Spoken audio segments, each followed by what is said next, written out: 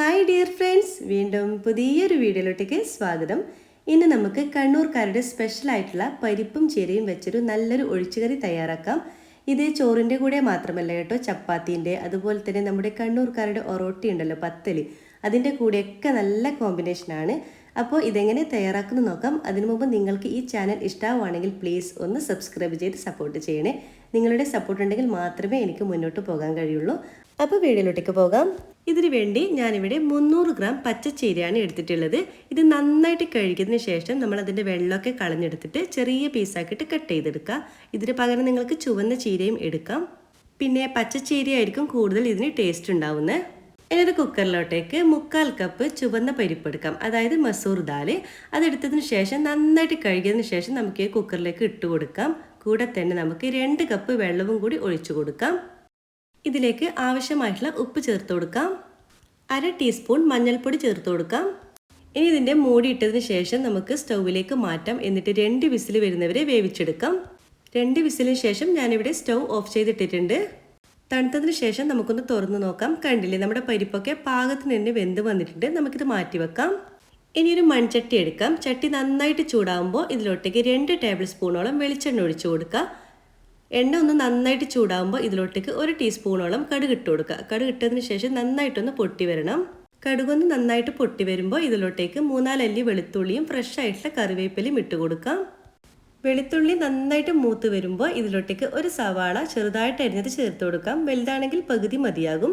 ഇതിനെ നന്നായിട്ടൊന്ന് വഴറ്റി കൊടുക്കുക. അപ്പോൾ സവാള നല്ല വണ്ണത്തിനൊന്ന് വാടി വരണം. അതുവരെ നമുക്കൊന്ന് അടച്ചു വെക്കാം. ഇനി നമുക്കൊന്ന് തുറന്ന് നോക്കാം. നമ്മുടെ സവാളയൊക്കെ ഇവിടെ നല്ല വണ്ണത്തിൻ്റെ വാടി വന്നിട്ടുണ്ട്. ഇനി ഇതിലോട്ടേക്ക് നമുക്ക് നേരത്തെ അരിഞ്ഞു വെച്ചിട്ടുള്ള നമ്മുടെ ചീര ചേർത്ത് കൊടുക്കാം. മുഴുവൻ ചീരയും ഞാനിവിടെ ചേർത്തിട്ടുണ്ട്. അപ്പോൾ നമ്മുടെ ചീര നല്ല വണ്ണത്തിൻ്റെ ഒന്ന് മിക്സാക്കി കൊടുക്കുക. ഇനി നമുക്കൊരു 2 മിനിറ്റ് വരെ നമുക്കൊന്ന് അടച്ചു വെച്ചൊന്ന് ഈ ചീര ഒന്ന് വേവിച്ചെടുക്കാം. പെട്ടെന്ന് തന്നെ റെഡിയായി കിട്ടും. ചീര വേകുന്ന സമയം കൊണ്ട് നമുക്ക് തേങ്ങയുടെ ഒരു അരപ്പ് തയ്യാറാക്കണം. അതിനുവേണ്ടി മിക്സിയുടെ ചെറിയ ജാറിലോട്ടേക്ക് 1 കപ്പ് തേങ്ങ ചേർത്ത് കൊടുത്തിട്ടുണ്ട്. കൂടെ തന്നെ 1/2 ടീസ്പൂൺ ചെറിയ ജീരകവും കൂടി ചേർത്ത് കൊടുക്കാം. 1/2 ടീസ്പൂൺ മുളക് പൊടി ചേർത്ത് കൊടുക്കാം. ഇതിലേക്ക് ഒരു വലിയൊരു പച്ചമുളകും കൂടി ഞാൻ ചേർത്ത് കൊടുക്കുന്നുണ്ട്. ഇതിനി അരക്കാൻ ആവശ്യമായിട്ടുള്ള വെള്ളവും കൂടി ചേർത്ത് കൊടുക്കാം. എന്നിട്ട് നന്നായിട്ട് പേസ്റ്റ് രൂപത്തിൽ നമുക്കിതൊന്ന് അരച്ചെടുക്കാം. അപ്പോൾ നമ്മുടെ അരപ്പ് ഇവിടെ റെഡി ആയിട്ടുണ്ട്. നമുക്കിത് മാറ്റി വെക്കാം. ഇനി നമ്മുടെ ചീര വെന്തിനോ നോക്കാം. കണ്ടില്ലേ, നമ്മുടെ ചീരയൊക്കെ പാകത്തിന് തന്നെ വെന്ത് വന്നിട്ടുണ്ട്. പെട്ടെന്ന് തന്നെ റെഡിയായി കിട്ടും.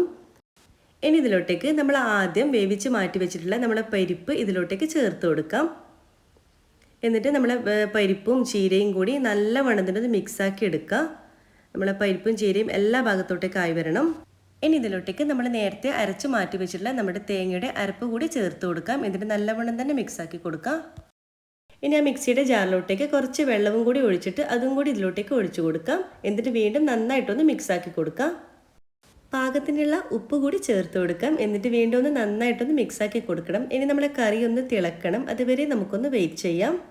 അപ്പോൾ അങ്ങനെ നമ്മുടെ പരിപ്പും ചീരയും ചേർത്തുള്ള നമ്മളെ കറി ഇവിടെ നല്ല വണ്ണം തന്നെ തിളക്കുന്നുണ്ട്. ഒരു പ്രാവശ്യം ഒന്ന് തിളച്ചാൽ മാത്രം മതി.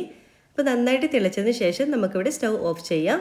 അപ്പോൾ നമ്മൾ ടേസ്റ്റ് ആയിട്ടുള്ള നമ്മുടെ കണ്ണൂർക്കാരുടെ സ്വന്തം ഒഴിച്ചുകറി ഇവിടെ റെഡി ആയിട്ടുണ്ട്. നമ്മൾ രാവിലെ കത്തലിനൊക്കെ നമ്മൾ പെട്ടെന്ന് തയ്യാറാക്കുന്ന ഒരു കറിയാണ് കേട്ടോ ഇത് നമുക്ക് ചോറിൻ്റെ കൂടെയും ഞാൻ ആദ്യം പറഞ്ഞതുപോലെ നമുക്ക് ചപ്പാത്തി, അപ്പം, പത്തല് എന്തിൻ്റെ കൂടെയും നല്ല കോമൺ ആയിട്ട് കഴിക്കാൻ പറ്റുന്ന നല്ലൊരു കറിയാണ്. അപ്പോൾ ഞാൻ ചോറ് കഴിക്കട്ടെ. അപ്പോൾ നിങ്ങൾക്ക് ഈ ചാനൽ ഇഷ്ടമാവുകയാണെങ്കിൽ പ്ലീസ് ഒന്ന് സബ്സ്ക്രൈബ് ചെയ്ത് സപ്പോർട്ട് ചെയ്യണേ. നിങ്ങളുടെ സപ്പോർട്ട് ഉണ്ടെങ്കിൽ മാത്രമേ എനിക്ക് മുന്നോട്ട് പോകാൻ കഴിയുള്ളൂ. അതുപോലെ തന്നെ ലൈക്ക് ചെയ്യാനും ഷെയർ ചെയ്യാനും കമൻറ്റ് ചെയ്യാനും മറക്കരുത്. ഇൻഷാ അല്ലാഹ് വീണ്ടും മറ്റൊരു നല്ലൊരു വീഡിയോയിലൂടെ വീണ്ടും കാണാം. എല്ലാവർക്കും താങ്ക്